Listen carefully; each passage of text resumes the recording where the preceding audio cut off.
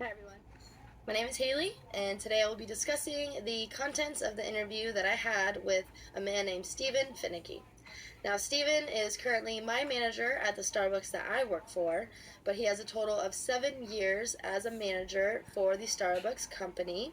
And prior to that, he has 12 years of experience where he owned and ran his own restaurant.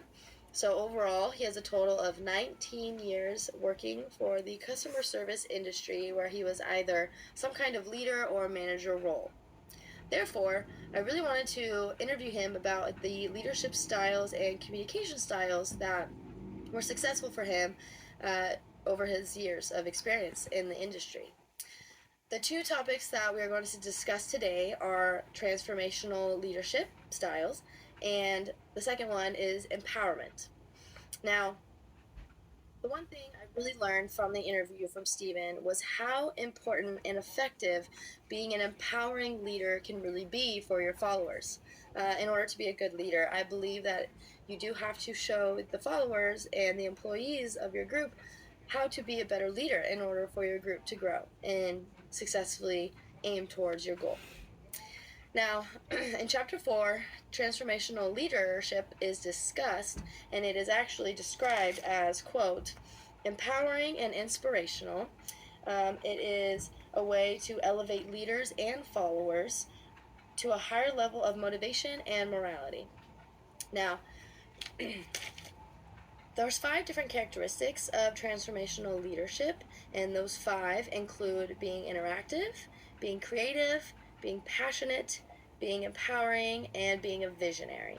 Now, with my personal relationship with Stephen at work, I do see all of those characteristics from him as he is leading and trying to grow leaders at Starbucks. There specifically are positions called shift supervisors that are technically the managers while the manager is absent. So Stephen is constantly training the employees and partners below him to become leaders and to gain access and to be confident enough to run the store properly and to teach other people how to lead as well. So he has all of these qualities of a transformational leadership to a point almost. And I actually wanted to read a quote to Stephen from the text written by Ralph Nader, and it goes, the function of leadership is to produce more leaders, not more followers. And I wanted to read that to him because I feel like that's exactly what he does. And when I did quote that to him, he said 100% that is exactly what I want to try to do currently at my store with Starbucks and my employees.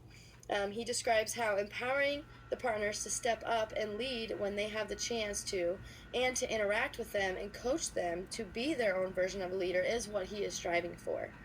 He believes that a good leader ought to train their followers to not just listen and obey, but to grow and to lead themselves. He believes that the 5 characteristics of the transformation leadership are what we should learn from. And he specifically resonated from the empowerment characteristic. And that brings us to our second topic, where in chapter 4, we read in the text that empowerment is described as a way for transformational leaders. They know how to give power away and to make others feel powerful. They give followers access to material, information, authority, and funds in order to complete tasks.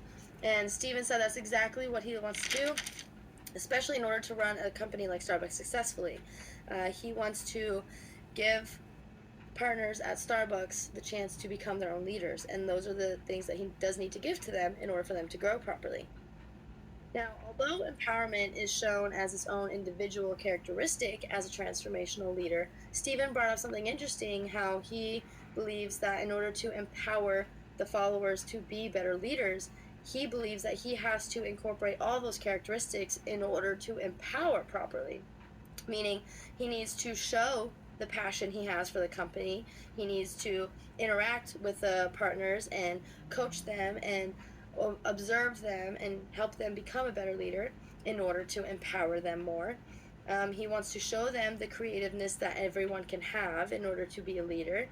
And so he wants to put all these together in order to show the followers the motivation that empowerment can give them in order to be a better leader. So, and instead of seeing them separately, he saw them all as something that needs to be put together as one in order to be that true, bigger leader that shows others how to lead more. So, that is what I took from our interview. I hope you guys learned something as well, and thank you for listening.